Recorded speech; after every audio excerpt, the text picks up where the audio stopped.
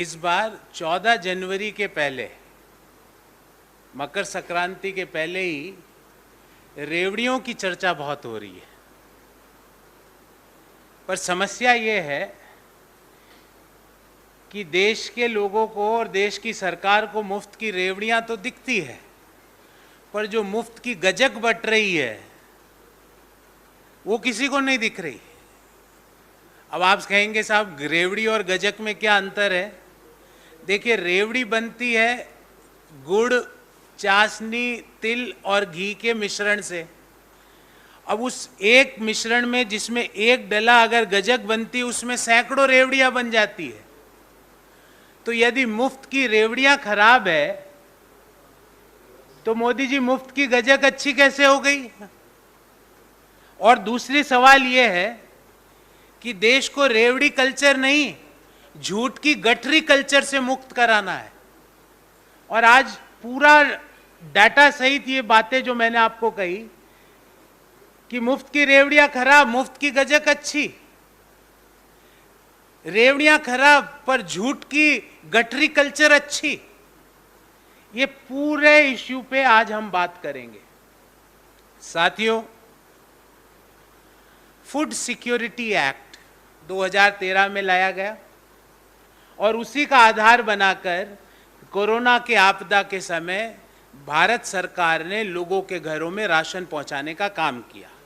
80 करोड़ लोगों को उससे लाभ मिला, मतलब 60% देश की जनता को राशन पहुंचाने का काम फूड सिक्योरिटी एक्ट 2013 यूपीए के दौरान जो फूड सिक्योरिटी एक्ट बना, उसका बेस बना के वो राशन पहुंचाने का काम हुआ।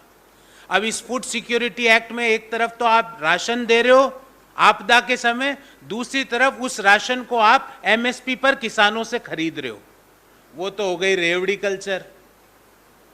पर 10 लाख करोड़ का लोन बट्टे खाते में डालना, उस गजक कल्चर पे प्रधानमंत्री जी कब डिस्कशन होगा? आप कहेंगे सर बट्टे खाते में डालना और लोन माफी में अंतर होता है। बहुत सही सवाल है। बट्टे खाते में डालना अलग बात होती है, ऋण माफी अलग होती है, write offs and waivers are different. पर अभी संसद में सरकार ने स्वयं ने बताया कि पिछले 5 सालों में 10 लाख करोड़ रुपए का लोन बट्टे खाते में डाला, जिसमें 7,27,000 करोड़ का लोन सरकारी बैंकों ने बट्टे खाते में डाला। और उसी 5 सालों में सरकारी बैंकों ने उस बट्टे खाते में डाले गए लोन में से मात्र 1,03,000 करोड़ रिकवर किया। तो 7,27,000 में से 1,03,000 करोड़ रिकवर हुआ, अर्थात जितना सरकारी बैंकों ने बट्टे खाते में डाला, रिकवरी मात्र 14% हुई। मान लेते हैं 6% और वो रिकवरी कर लेंगे आने वाले समय में, मैं मान लेता हूं 20% रिकवरी हो जाएगी, तो भी 5,80,000 करोड़ रुपए का लोन तो डूब गया ना। और वो लोन का पैसा जब सरकारी बैंकों का डूबा तो किसका डूबा? हर उस करदाता का डूबा जिसने भारत सरकार को समय पर जीएसटी दिया। हर उस किसान का डूबा जब उसने डीजल में पेट्रोल अपने ट्रैक्टर में डीजल भरवाया तो भारत सरकार को एक्साइज ड्यूटी का पैसा दिया। वो जो बट्टे खाते में 5,80,000 करोड़ रुपया सरकारी बैंकों का डूबा है, उस गजक के बारे में डिस्कशन कब होगा प्रधानमंत्री जी? आपको तकलीफ ये हो रही है कि किसान से एमएसपी पे नहीं खरीदना जाना चाहिए क्योंकि वो मुफ्त की रेवड़ी है। तकलीफ यह है कि आपदा के समय लोगों को फ्री राशन पहुंचाना नहीं, बंद करना है क्योंकि वो मुफ्त की रेवड़ी है। पर ये 5,80,000 करोड़ जो सरकारी बैंकों का पिछले 5 साल में डूबा, उस मुफ्त की गजक का हिसाब कौन देगा? दूसरा एक और उदाहरण देता हूं आपके सामने। मनरेगा 2005 में एक्ट लाकर ग्रामीण परिवारों को प्रति वर्ष 100 दिनों का रोजगार देने की गारंटी का एक्ट यूपीए की सरकार ने उसको पास कराया और उस मनरेगा से लोगों को जीवन में सकारात्मक परिवर्तन भी हुआ। मनरेगा मुफ्त की रेवड़ी है, पर 2019 में जब कॉरपोरेट टैक्स की रेट्स को कट किया गया, जिसके कारण प्रति वर्ष भारत सरकार को 1,45,000 करोड़ का नुकसान है, उस मुफ्त की गजक के बारे में कोई डिबेट नहीं, कोई डेलिब्रेशन नहीं। क्यों मोदी जी? ऐसा क्या रिश्ता है आपका उनसे, गजक खाने वाले लोगों से, कि जिन 2019 में कोरोना के पहले भारत सरकार ने कॉरपोरेट टैक्स की जो रेट थी उनको कम किया, और उस कमी से सिर्फ देश के 1% कॉरपोरेट्स को फायदा मिला। उस कमी के कारण देश की सरकार को प्रति वर्ष 1,45,000 करोड़ का नुकसान हुआ। उस मुफ्त की गजक के बारे में हिसाब कौन देगा?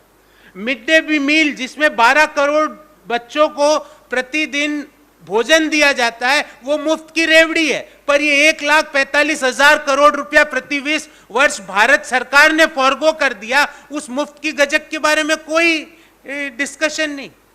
तो मुफ्त की रेवड़ी खराब, तो ये मुफ्त की गजकों को कब रोकोगे? फिर तीसरी बात कि रेवड़ी कल्चर से ज्यादा झूठ की गठरी कल्चर से देश ज्यादा परेशान है, और झूठ की गठरी कल्चर से मुक्त कराना देश को बहुत जरूरी है। साथियों, 2 दिन बाद हम भारत की स्वाधीनता के 75 वर्ष मनाएंगे। 2 दिन बचे हैं, आज 12 है, 13 और 14, 15 को हम 75 वर्ष पूर्ण हो जाएंगे।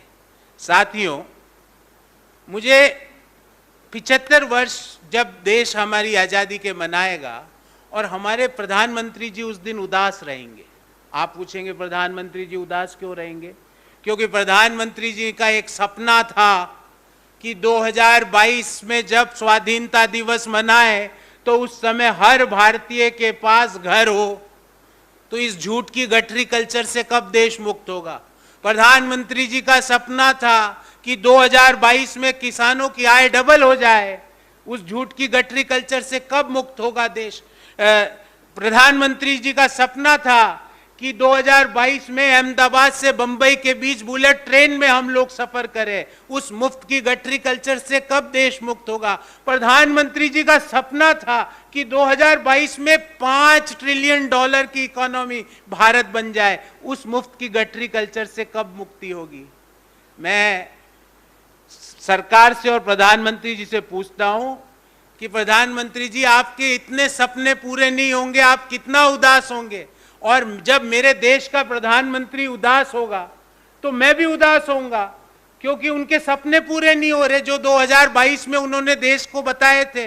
हर भारतीय को घर, पक्का घर, बुलेट ट्रेनों में हम सब लोग घूम रहे हैं, $5 ट्रिलियन की इकोनॉमी बन चुकी है, किसानों की आय डबल हो चुकी है। इनमें से एक भी सपना प्रधानमंत्री जी आपका पूरा नहीं हुआ, तो इस झूठ की गठरी कल्चर से आप देश को कब मुक्त कराएंगे?